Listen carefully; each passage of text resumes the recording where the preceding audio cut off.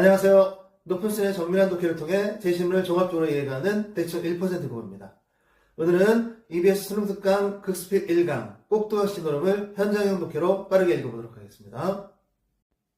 제5막 표성은 거리, 거리는 단락 정도의 의미고요. 꼭두각시, 내 얼굴은 네 탓이요. 상대 탓하고 싶은 어조입니다. 강원도 가서 영감 찾느라고 깊은 산 중에 도토리묵을 먹어서 그렇게 되었어. 영감은 남편인데 당연히 남편 당신 찾느라고 내가 산골에서 고생하면서 도토리묵으로 끼를 떼서 이렇게 됐다. 얼굴색인지 모양 자체가 좀 부정적 상태인지 모르겠지만 어쨌든 남편 탓하고 있습니다. 외모를. 표생원, 생원은 이제 남자 양반 정도 의미고 뭐 어쩌고저쩌 산골에서 묵을 먹고 얼굴이 정명사 되었으면 지금 꼭두각시, 아내인 꼭두각시가 산골에서 남편 찾느라고 묵만 먹어서 얼굴이 이만한 꼴이 됐다고 얘기하니까 그렇게 만약 그게 맞는 말이고 사실이라면 나는 함경도 백두산에 다녀서 삼수갑산, 함경도 지명인데 험한 산골이 유명합니다. 귀향지로 많이 사용된 곳. 나올 때 강냉이, 옥수수와 상수리, 열매를 통째로 삶아 먹었는데 우들투들해지는커녕 이렇게 얘기했는데 여기까지 끌어보면 아내가 남편 전화하고 산속에서 도토리묵을 먹어서 외모가 이렇게 됐다고 얘기하니까 남편 탓하니까 정말 산골에서 도토리묵을 먹어서 그렇게 된다면 나도 삼수갑산 정도 다 다녔고 강냉이, 상수리, 나무 열매들 다 먹었는데 곡신의 열매를 먹었는데 얼굴 우둘투둘커녕 아무렇지도 않잖아요. 상태가 좋지 않냐 이거죠. 내 얼굴엔 내가 나박시를 신고 다녀봐라. 너처럼 우둘투둘해지라 이런 문맥입니다. 그렇죠? 그러니까 아내가 남편 때문에 얼굴이 이런 문맥이 그러면 당신 때문에 고생해서 내가 이렇게 됐다고 하니까 나 때문에 고생해서 외모가 그렇게 됐으면 나도 고생했는데 외모가 괜찮지 않느냐 이렇게 얘기하는 거죠.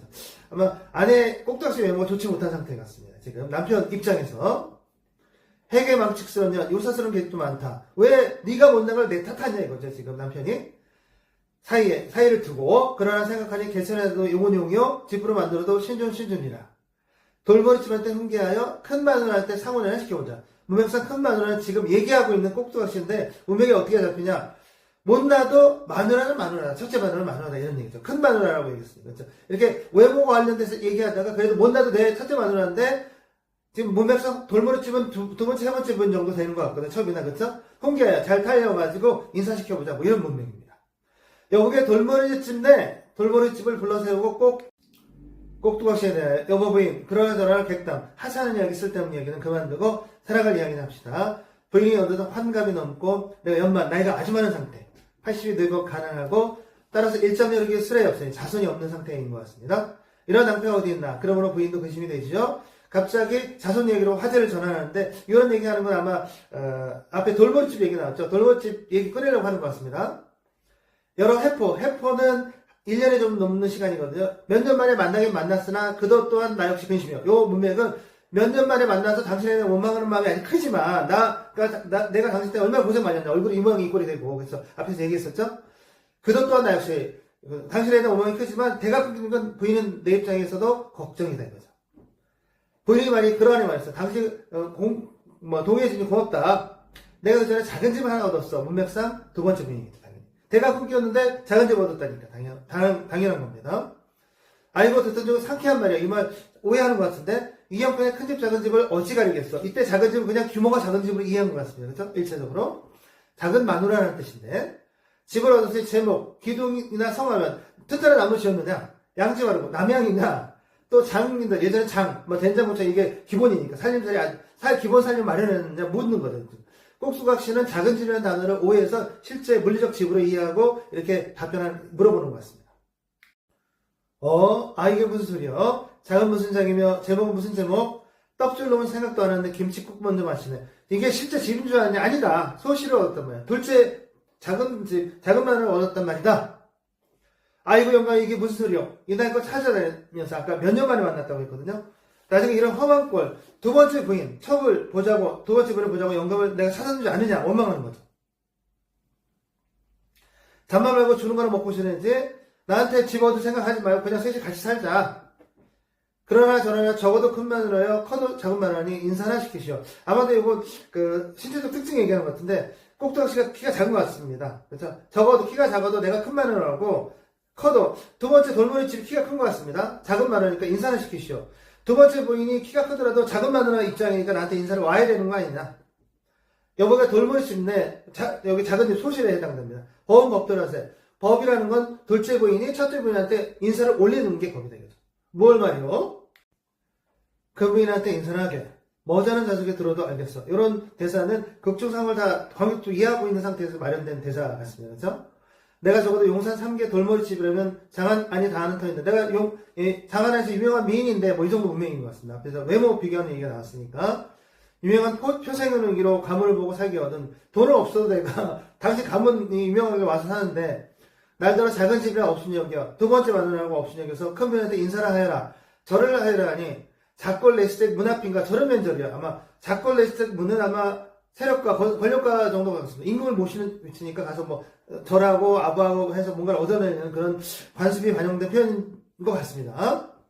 인사도 싫고 나는 갈터이니 큰 말이라고 잘 사서 아우 딱 이별을 선언합니다. 돌아선다. 돌머리집 내 여직 살던 정으로 그럴 수가 있나. 온열불도 쬐다 물러나면 서운하다. 온열불은 크게 딱 절실한 불은 아닙니다. 온열은 딱 사니까 그렇죠.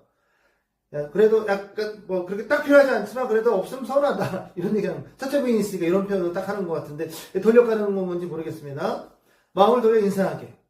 그러면 인사나 해볼까? 아무 말 없이 화가 나서 꼭두각 씨한테 머리를 딱 들이받으며 인사하니까 절하는 게 아니고 머리를 들이받고 충돌 대립 양상으로 치닫습니다. 인사와도 이러죠. 놀래며 이게 웬일이요 여보 영감 이게 웬일이요 요사 인사는 이러 박치겠으니까 지금 인사 두 번 받으면 내 머리는 간다 가라 하겠구나. 머리가 따로 돌겠다는 거면 머리가 뚝 떨어지겠다. 그렇죠. 인사도 싫으니 세간을 나눠줘. 살림살이 나눠주시오. 나 가겠어요. 이런 얘기죠. 같이 못 살겠다. 괘씸한 계집들은 불같은 욕심이 있구나. 그러니까 뭐 재산 얘기하니까 이렇게 화를 내는 것 같고 나의 집은 해남 관머리요 몸 지체는 한양성인데 집은 해남에 있고 전라도 해남에 있고 몸은 지금 한양 성안에 있는데 무슨 세간 무슨 세를 어떻게 나눠주느냐. 짚은 몽둥이로 한 번 치면 다 죽으리라. 이게 재산 나눠달라는 꼭두각시 때 분노를 표출하는 것 같거든요. 표생에 화를 내고 있는데 박첨지가 나온다. 나눠주기도 싫은 것 같고 나눠줄 수도 없는 것 같고 그렇죠. 뭐 이런 상황 같습니다.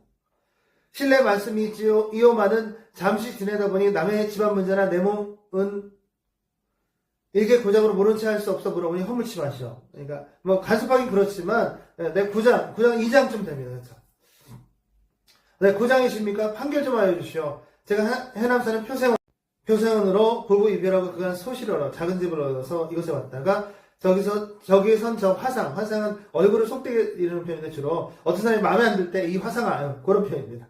꼭두각시를 가리키며 나의 큰 마누라인데 작은 집으로 감정을 내요. 내가 두 번째 분을 얻었다고 감정이 상해서 세 번을 나눠달라 하니 백개 붙이게 나눌 수가 없다. 어떻게 하는 게 좋겠느냐 이거죠. 내가 집이 해남이라서 지금 가진 게 여기는 없다. 그러면 세 분이 다 객지시오. 이게 타행이냐? 여기는 객지나 다름없습니다. 재산이 있으면 나눠줄 마음이요. 다시 이를 말씀해요. 나눠줄 마음이 있네요. 아까는 없다고 제가 예측했는데 그죠? 박첨리가 한참 생각한다. 내가 한 말을 고장으로 잘 처리하겠으니 염려 마시오. 창으로 돌머리집은 왕십내 굿을 은 두 대 하는 논 네마지기를 주고 논 네마지니까 상당히 큰 재산 같고 꼭두각시는 남산 봉우제 제실제다 굿이라는 단마지기 고치밭 하루가를 주고 밭인데 아까 돌머리 논인데 네마지기라고 했으니까 마지기가 뭐 지역마다 다르지만 200평 정도 기준으로 생각해 보면 뭐 굉장히 큰 거고 쌀농사니까 그렇죠. 가치가 크겠죠. 근데 여기는 고추밭이 있고 쌀보다 훨씬 가치가 적은 건데 그러니까 하루 동안에 다 갈 수 있는 적은 밭 규모가 될 것 같습니다. 용산 3개 들어오는 뗏목 모두 다 묶어다가 돌머리집 가져가고 두 번째 빈 주는 겁니다. 뗏목을 통해서 물차가 왔다 갔다 유통될 텐데 그거 다 돌머리집 주고 꼭두각시 넣으려면 명년 내년 장마에 떠밀리는 나무뿌리 넣어놨고 내년 장마에 떠 내려오는 나무뿌리 쓸모없는 거죠. 너 다 갖고 은장, 봉장, 장이름, 자기암농, 반나지는 다 가구들 글랑 모두 돌머리집을 그걸랑은 모두 돌머리집을 주고 같이 있는 거 다 돌머리집 주고 뒷곁에 돌아가 개똥밭 하루가리야. 개똥밭이니까 뭐 아주 하찮은 밭이겠죠. 면 집도 깨진 걸랑 면 장도 깨진 걸랑 꼭두각시 넘어가잖아.